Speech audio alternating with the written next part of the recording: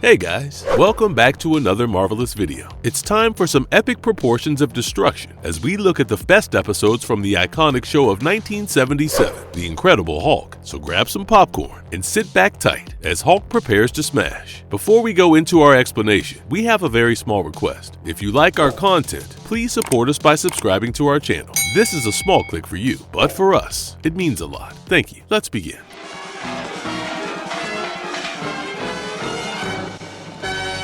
Establishing The Incredible Hulk, a short introduction. The Incredible Hulk was an iconic show of the 1970s that featured our favorite green monster from Marvel Comics, the Hulk. Bill Bixby took on the mantle of Bruce Banner, and the character was renamed to David Banner. Banner struggles to find a cure for the inner monster he carries within him. As there was no CGI available at the time, bodybuilder Lou Ferrigno painted himself green to play the Hulk. What? Don't laugh. Don't forget, it is the 70s. Created by Kenneth Johnson, this series veers away from conventional comic book action and villains, emphasizing Banner's battle with his condition and his attempts to help others he meets along the way to find a cure. This innovative portrayal of the Hulk persona shifted preconceptions about the character, leaving an indelible mark that can still be seen in the Marvel Cinematic Universe today. Many of you may be unfamiliar with this show, so here are episodes we have handpicked that will provide you with the best of what the series offers.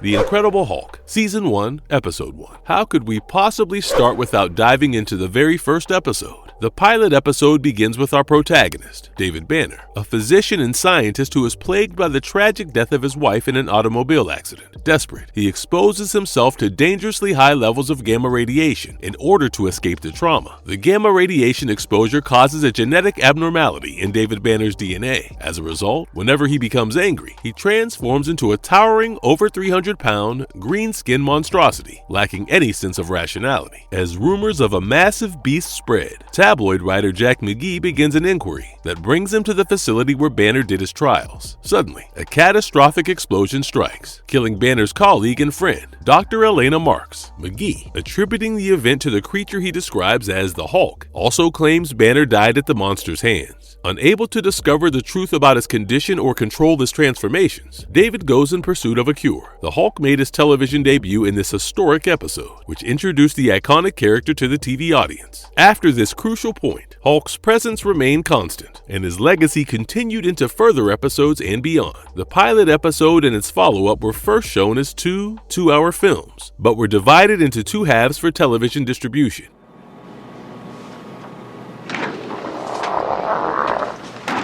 (747), Season 1, Episode 7. We have heard of snakes on a plane, but have you heard of a monster on a plane? In this episode, we see our green friend trapped inside a flying tin box 100 miles above the ground. Sounds like a recipe for disaster, right? The episode starts with David Banner, under the identity of David Brown, contacting Dr. Charles, who specializes in the study of human aggressiveness. Hoping that he may be able to treat his ailment and free him of the Hulk, he contacts the doctor's office, but the nurse informs him that the doctor will be leaving town shortly, and that he should hurry and take the next flight there if he wants an appointment. So David does precisely that. He boards an airplane. Here's where things start to get interesting. Inside the plane, one of the pilots, who goes by the name of Phil, and his girlfriend come flight attendant Stephanie have planned the theft of a priceless Egyptian artifact from the plane's cargo hold. In order to do that, the couple has drugged the drinks of the other pilots and attendants, but gets caught by Banner. They trap Banner in a large metal container where, naturally, Banner gets angry and transforms into the Hulk. After quickly dealing with the malicious couple and reverting to his human shape, Banner confronts the difficult job of landing the plane despite having no prior flying expertise. Frustration builds as he struggles with the controls, causing him to ask the help of his fearsome green alter ego to secure the aircraft's safe landing. Working with the Hulk, Banner guides the airplane to a safe landing, averting calamity and rescuing everyone on board. This episode has the classic scene of David's eyes becoming green as he attempts to find out how to land the plane.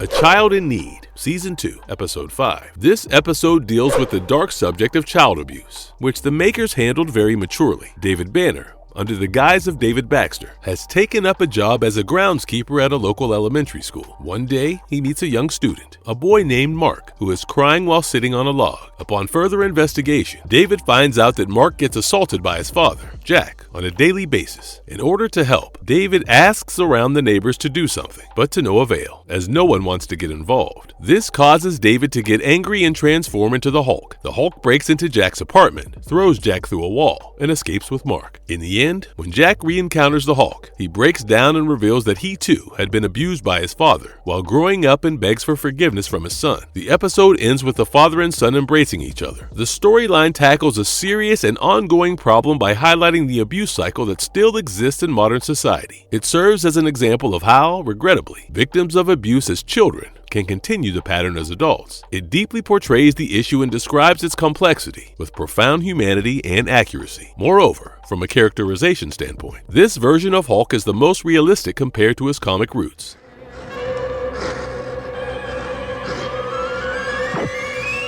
Stop the Presses, Season 2, Episode 9. One major strength of this series is its ability to convey engrossing suspense, which is seen clearly in this episode. In this episode, we see David working as a dishwasher at a restaurant in Chicago. One day, a suspicious local journalist called Joe Arnold sneaks into the eatery with his partner, Charlie. Joe is well known for fabricating evidence against restaurants that break health standards, and then writing compelling editorials to get the health department to shut them down. Joe and Charlie intentionally dump a bag of rubbish onto the kitchen counter and photograph the site. David comes and finds the two reporters, forcing Joe to quickly photograph David alongside the rubbish before departing the scene with Charlie. David is now faced with the problem of having his photograph published in the publication, despite being considered dead. To make matters worse, Jack McGee shows up after hearing about the Hulk sighting in the restaurant. In order to protect his secret, Banner breaks into the National Register office to retrieve his pictures, but accidentally awakens the Hulk during the process, which leads to Jack coming down with a tranquilizer gun to take in the big guy. However, Jack is unable to take the shot. On the contrary, he shoots himself accidentally, which makes him groggy before passing out just in time as the Hulk transforms back into David. If Jack had seen him, his secret would have been compromised. Close call. This episode will make you bite off all your nails, so make sure to keep some artificial nails handy.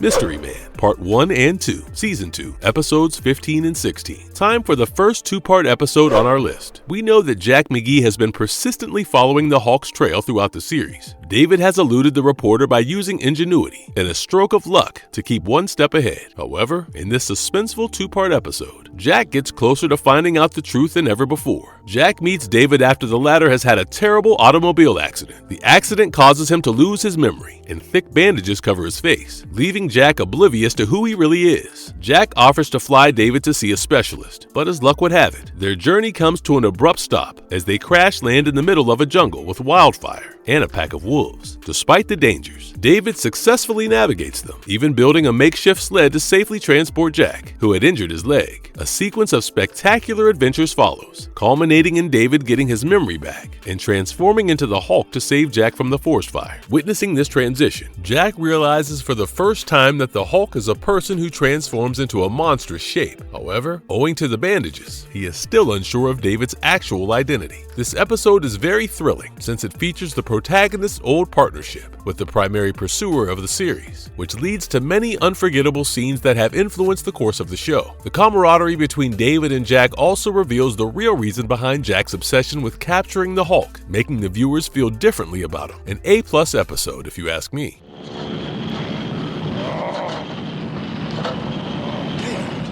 Homecoming, Season 3, Episode 8, Who Loves Thanksgiving Episodes. This is the first episode in the series in which we see David as David, yes, without any secret alias. This episode has a simple storyline as we see David visiting his sister for Thanksgiving. The episode begins with David watching the TV and seeing his sister Helen Banner, a local scientist, vowing to take care of certain pests that were harming fields. Seeing his sister after a long time evokes memories, prompting David to pack his luggage and travel to Trevorton, his birthplace, to visit Helen. Following a touching reunion, David chooses to hide his Hulk identity from Helen. He makes up a story about a medical emergency that could require him to leave at any time. Helen extends a cordial welcome to him and says that his expertise as a scientist would be helpful in solving their crop issue. She persuades him to stay and help develop a pesticide to deal with the bothersome bugs with a little bit of mild prodding. Together, they dive into finding a solution to the issue. During this journey, David encounters his father, D.W. Banner, whom he resents for failing to take his mother to the hospital in time to save her. At the end of the episode, after a sequence of classic Incredible Hulk follies, David's sister and father learn about his Hulk identity. Before leaving Trevorton, David not only tackles the bug problem, but also reconciles with his father, mending past scars and rebuilding their bond. This episode will leave you with a big smile. It is notable for being the only episode to feature David's family, and for being the series' first inquiry into his character before the Hulk's takeover.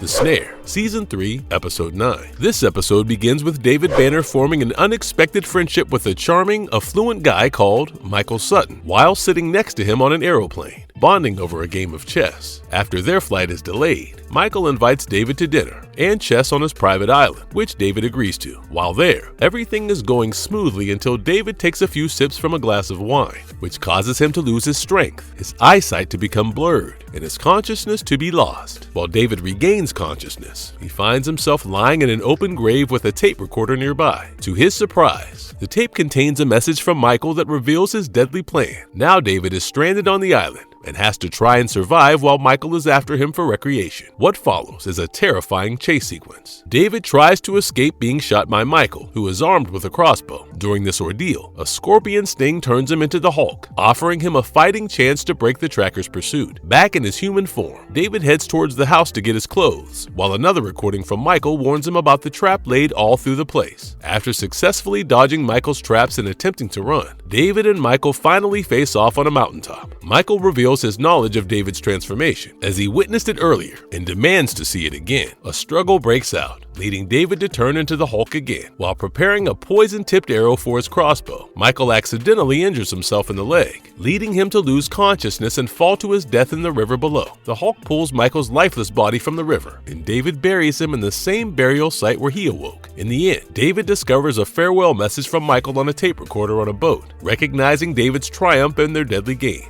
As David rows away, the tape explodes, signaling the end of their terrifying adventure. Even though this episode is based on the beloved short story, The Most Dangerous Game, which all you bookworms have realized by now, it nevertheless has a unique, compelling story of its own. The tension and excellent performances keep spectators on the edge of their seats.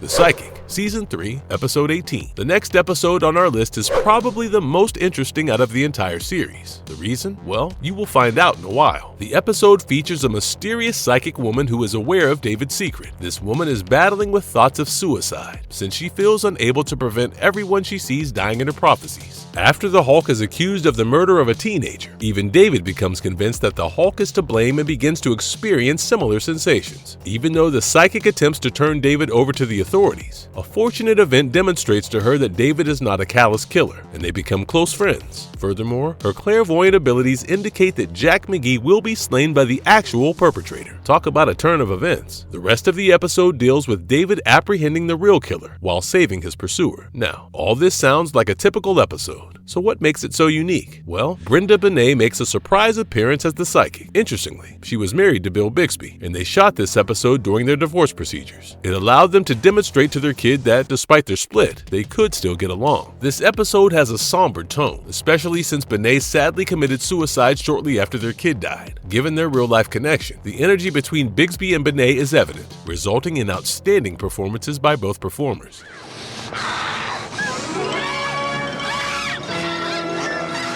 Death Mask, Season 3, Episode 20. It's time for a change of pace, as our misunderstood, angry green friend gets spared this time, with Banner, suspected of murdering a teenage student, working incognito as a librarian at a college under the identity of David Brent. Banner's life changes dramatically when the Hulk saves a girl, who subsequently utters Banner's name in delirium. This causes everyone to assume he is the Death Mask Killer, a serial killer who masks his victims' faces. As a result, Banner is arrested, and an angry mob forms outside the campus, while the actual killer plans to harm the lady Banner has been dating. This episode deviates from the standard manner of the Incredible Hulk episodes, focusing less on the Green Monster and more on Banner as he deals with the authorities. Chief Frank Rhodes, played by Gerald McCraney, joins the force and takes responsibility of the investigation, and we soon have a one-on-one with the two characters in the interrogation room. The outstanding performances of the two actors make this episode a must-watch and give the series' reputation as an absolute classic a definite boost. The deeper tone also increases the plot's intensity. In the end, it is discovered that Frank has dissociative identity disorder, and his alter egos include a sympathetic police officer and a crazed killer. So, which means he was the Death Mask Killer all along. Oh, sorry, I forgot to mention. Spoiler alert.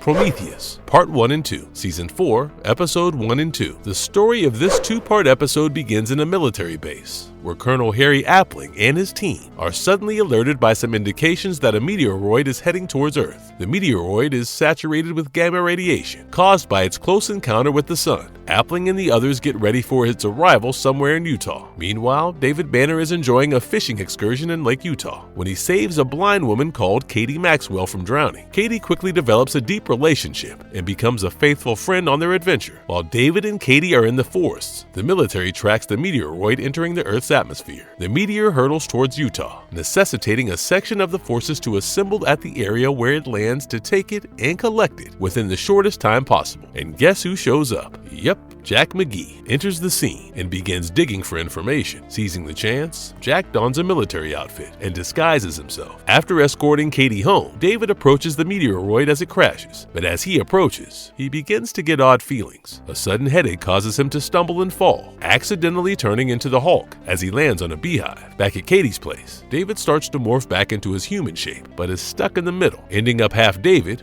and half Hulk. Nonetheless, Katie remains brave and empathetic towards him. Soon, the military arrives and mistakes this demi-Hulk for an alien. They apprehend him, Katie, and the meteorite before bringing them to Prometheus, a secretive outpost in Colorado. In the second part of the episode, we discovered that 3 scientists operate the Prometheus facility and are subjecting the Hulk to experimentation. Infuriated, the Hulk escapes his confines. Meanwhile, disguised as an officer, Jack McGee enters Katie's cell and tells her important information about the Hulk. After locating Katie, the Hulk returns to his half-transformed form. Realizing they're still close to the meteorite, Katie proposes that they leave the facility immediately. Finally, the Hulk destroys the Prometheus base and flees with Katie. After regaining his freedom, the Hulk returns fully to David once more. What a relief. I must compliment the makeup in this episode, as it deserves respect. Demi-Hulk indeed resembles a cross between Bill Bixby and Lou Ferrigno, although being portrayed by a completely different actor. Now, how did they do that? Or should we credit the casting director?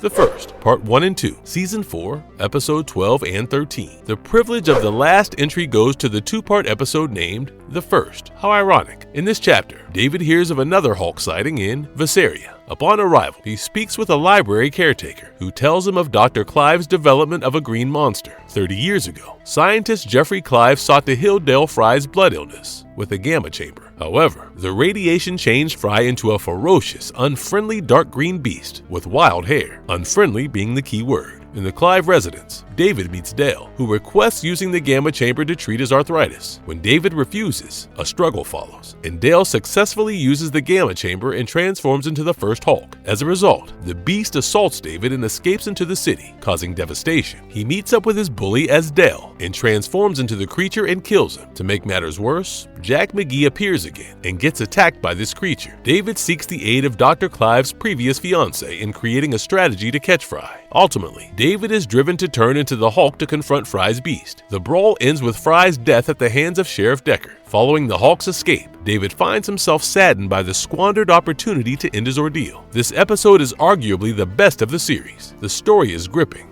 the acting is marvelous, and there is drama. Since the show is grounded in real life, The introduction of a strong enemy at the Hulk level gives the show a new and exciting look.